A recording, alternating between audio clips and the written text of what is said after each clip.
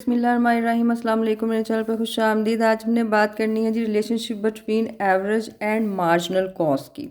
अच्छा, आपके औस और मुख्तलिफ मुसाइफ का आपस में बाहमी ताल्लुक़ क्या है, लेकिन इससे पहले मैं बताती चलूँ कि इन दोनों खतूत का जो इन्हसार है ना, ये औस और मुख्तलिफ पैदावार के खतूत पे है। अब ये एवरेज प्रोडक्ट और मार्जिनल प्रोडक्ट के खतूत कौन से हैं, मैंने आपको क्वेश्चन करवाया था लॉ ऑफ वेरिएबल प्रपोर्शंस, जिसमें मैंने आपको तीनों लाज को इकट्ठा पढ़ाया और ये दोनों खतूत आपको बताए हैं। आप मेरे इस वीडियो को सुनिएगा और समझिएगा।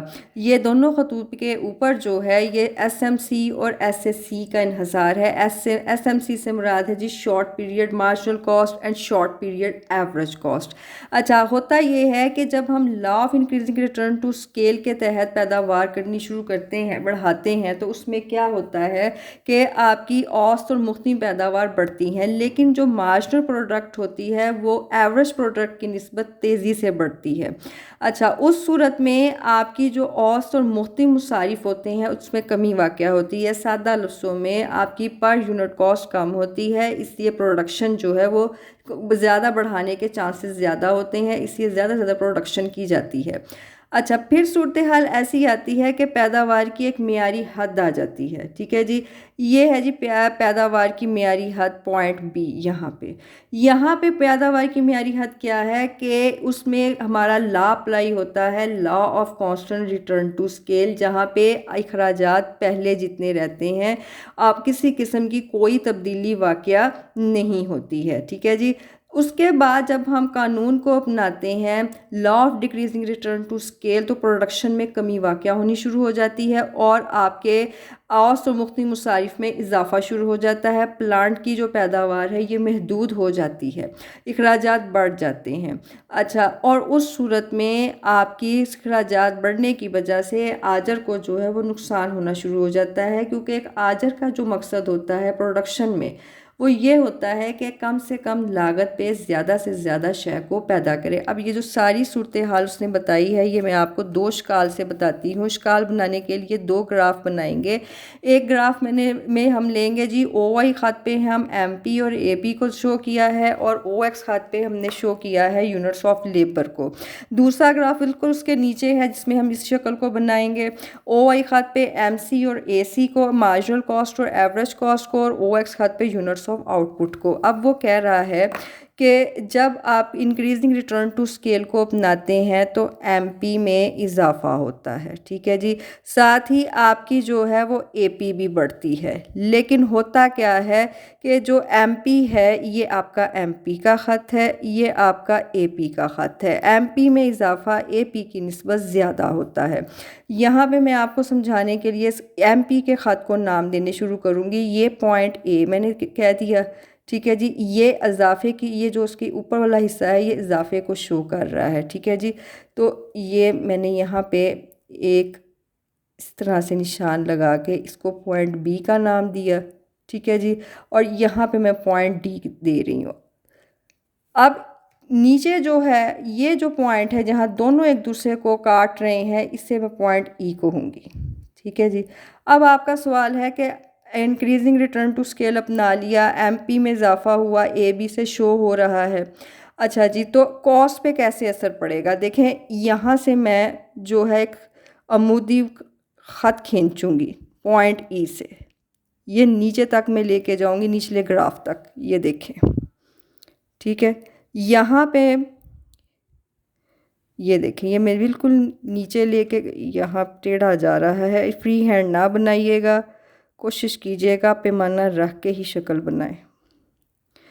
अच्छा जी, ये लें, ये मैंने अमूद यहाँ तक गिराया, ये ख़त देखें, ये आपका वो कहता है जी AC और MC दोनों गिरते हैं। ये AC का ख़त बना। ठीक है, ये आपका ख़त जो है बनेगा MC का। ठीक है, ये इसका पॉइंट E है तो ये पॉइंट बना E बार। ठीक है, अब जब AB पे इंक्रीजिंग रिटर्न टू स्केल की सूरत हाल है, MP में इजाफा हो रहा है, तो MC के ऊपर मैं नाम देने शुरू करूँगी। यहाँ से शुरू करती हूँ, ये दे दिया A बार, तो ये देखें आपके मुसारिफ कम है, AC और MC दोनों गिर रहे हैं। ये पॉइंट B बार हो गया और यहाँ पे मैं दूंगी D बार। ठीक है, अब नेक्स्ट जो है वो सूरत हाल क्या है। नेक्स्ट सूरत हाल में पॉइंट E पे आते हैं, जहाँ पे वो बात कर रहा है कि अखराजात आपके पहले जितने ही रहते हैं। अखराजात पहले जितने इसलिए रहते हैं कि यहाँ पे law of constant return to scale का इतलाक होता है। MP बराबर हो जाती है AP के, जितनी MP है उतनी ही AP हो जाती है। तो यहाँ पे सूरत हाल चूँकि ये वाला ख़त MP का AP के ख़त से ऊपर है, तो यहाँ पे आपकी MP ग्रेटर देन होती है AP के। पॉइंट E पे MP बराबर होती है AP के। यहाँ पे वो कह रहा है कि जब मियारी हद आ जाती है, ऑप्टिमम लेवल आ जाती है, तो उसके बाद आपके मुसारिफ पहले जितने रहते हैं, तो पॉइंट E बार पे MC बराबर होता है AC के।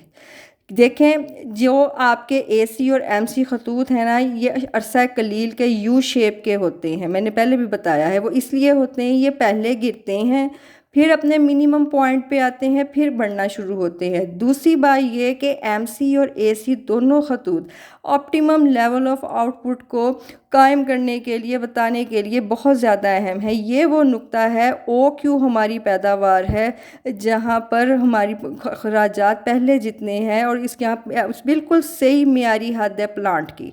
इस प्लांट की मियारी हद के बाद जब हम प्रोडक्शन करेंगे, तो ये देखें ये वाला जो हिस्सा आपको ऊपर को उठता नज़र आ रहा है ना, यहाँ पे आपके अखराजात बढ़ जाएंगे। यही पे वो बात कर रहा है कि जब पॉइंट E के बाद law of decreasing return to scale का इतलाक होगा, तो MP में भी कमी होगी, AP में भी होगी, लेकिन MP में कमी AP की निस्बत तेज़ी से होगी और ये ख़त जो है ना OX के भी नीचे चला जाता है, माइनस में। अच्छा, ये कैस कमी को शो कर रहा है जी BED। ये BED का इतना पोर्शन जो है वो नीचे को आ रहा है, कमी को शो कर रहा है। यहाँ पे सूरत हाल ये है कि आपकी MP लेस देन हो जाती है AP के। ठीक है, ये ख़त नीचे है AP के। ये आपका मुकम्मल हो गया। अब कॉस्ट की क्या सूरत हाल होती है यहाँ पे, जब आपकी इन law of decreasing return to scale का इतलाक है, तो उसको हम दूसरा नाम क्या कहते हैं, इस कानून का दूसरा नाम क्या है, कानून तकसीर लागत, लॉ ऑफ इंक्रीजिंग कॉस्ट है।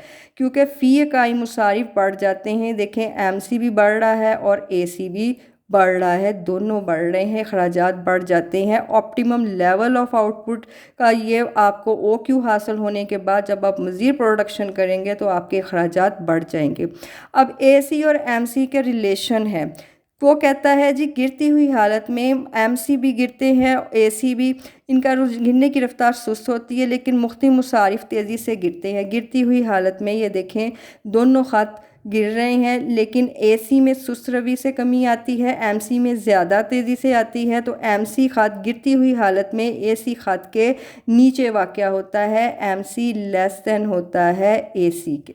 अच्छा जी, दूसरी उसका रिलेशन आपस में MC और AC का क्या है कि जब औस मुसारिफ कम से कम होते हैं तो मुख्तलिफ मुसारिफ औस मुसारिफ के बराबर हो जाते हैं। ये पॉइंट E है। ठीक है जी, जब AC अपने मिनिमम पॉइंट पे आते हैं तो यहाँ पे MC भी तकरीबन बराबर हो जाते हैं। से इसी नुक्ते पे काटते हुए ऊपर को गुजरते हैं, पॉइंट E पे MC बराबर है AC के। अब उठती हुई हालत में, बढ़ती हुई हालत में क्या सूरत हाल है कि आपके MC और AC दोनों बढ़ते हैं, लेकिन MC में इजाफा AC की निस्बत तेज़ी से होता है।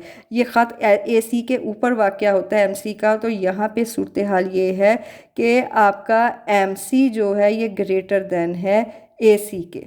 ठीक है, जब आप पॉइंट E के बाद decreasing return to scale, law of decreasing return to scale को अपनाते हैं, तो फ़ी का मुसारिफ आपके बढ़ेंगे। B बार, E बार और D बार ये इसी चीज़ को शो कर रहे हैं। ठीक है जी, और उसके में आपका जो रिलेशन इनके आपस में जब बनता है AC और MC में, बढ़ती हुई हालत में MC ख़त हमेशा AC ख़त के ऊपर वाक़या होता है, MC ग्रेटर देन है AC के। और ये जो पॉइंट E है एक्चुअली ये सबसे अहम पॉइंट है। ये इसी पॉइंट पे, यहीं पे हमें ऑप्टिमम लेवल ऑफ आउटपुट हासिल हुआ है। इस पॉइंट को कहते हैं हम optimum level of output point. ठीक है जी, ये था आज का लेक्चर।